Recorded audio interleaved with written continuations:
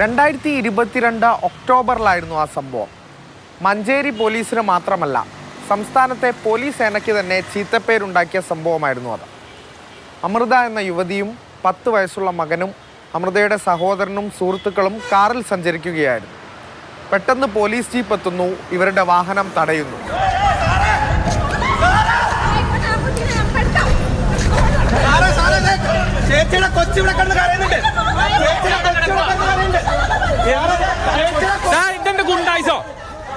ഇവരോട് പുറത്തേക്കിറങ്ങാൻ ആവശ്യപ്പെടുന്നു. വഴിയിൽ നിന്ന വാക്കേറ്റം. തുടർന്ന് നാട്ടുകാരിടപെടുന്നു. ഇതിലൊന്നും പോലീസ് വഴങ്ങുന്നില്ല. ഫോൺ ഉൾപ്പെടെ തട്ടിപ്പറിക്കുന്നു. ഇത് ഗുണ്ടായിസൊന്നും നടക്കില്ലല്ലോ. ഇവിടെ എങ്ങനെ നടക്കണത്? ഇവിടെ ജീവിക്കേണ്ടതല്ലേ? എന്ത് കാര്യത്തിന് ഞങ്ങൾ ഇവിടെ നിങ്ങളുടെ ഇത് സഹിക്കണം? മോശമായിട്ട് സംസാരിച്ചു പറഞ്ഞ് ഞങ്ങൾക്ക് അത് ഒഫൻസീവ്. എന്ത് സാറ് ആരെ എന്നോട് ഫാമിലി ആയിട്ട് വരുമ്പോ എന്റെ ഫോൺ ഇപ്പൊ തട്ടി പറിച്ചതോ? സാർ ഇപ്പൊ കാണിച്ചതോ? ഇതിനകത്തുണ്ട് സാർ എന്താ മോശമായിട്ട് പെരുമാറിയത്. ശേഷം CI ഉൾപ്പെടെയുള്ള കൂടുതൽ സംഘമെത്തി മകനെ റോട്ടിൽ ഒറ്റയ്ക്കാക്കി വലിച്ചിഴച്ച അമൃതയെയും സഹോദരങ്ങളെയും സ്റ്റേഷനിലേക്ക് കൊണ്ടുപോകുന്നു. മനുഷ്യാവകാശ കമ്മീഷനിൽ ഉൾപ്പെടെ ഈ യുവതിയും കുടുംബാംഗങ്ങളും പരാതി നൽകി.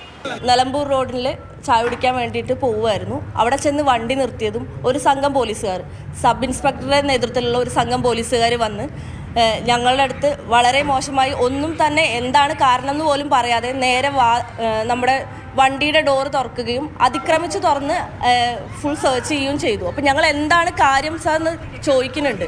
പക്ഷേ എന്താണ് റീസൺ എന്ന് പറയുകയോ വളരെ മോശമായിട്ട്, ആ ചോദിച്ചതിന് വളരെ മോശമായിട്ട് അവർ പ്രതികരിക്കുകയാണ് ഞങ്ങളുടെ അടുത്ത് ചെയ്തത്.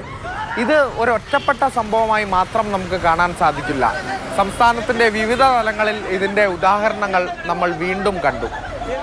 ജനമൈത്രി പോലീസ് എന്നൊക്കെ വാഴ്ത്തുമ്പോഴും സൗഹൃദത്തിൻ്റെ ഒരുപാട് ഉദാഹരണങ്ങൾ നമ്മൾ കാണുന്നുണ്ട്. പക്ഷേ ഇത്തരത്തിൽ അരക്ഷിതാവസ്ഥയുണ്ടാക്കുന്ന സംഭവങ്ങൾ പോലീസ് സേനയ്ക്ക് ചീത്തപ്പേര് തന്നെയാണ്. സംരക്ഷരാകേണ്ടവർ തന്നെ ഭീതി വളർത്തുന്ന സാഹചര്യം അത് ഭയാനകം തന്നെയാണ്.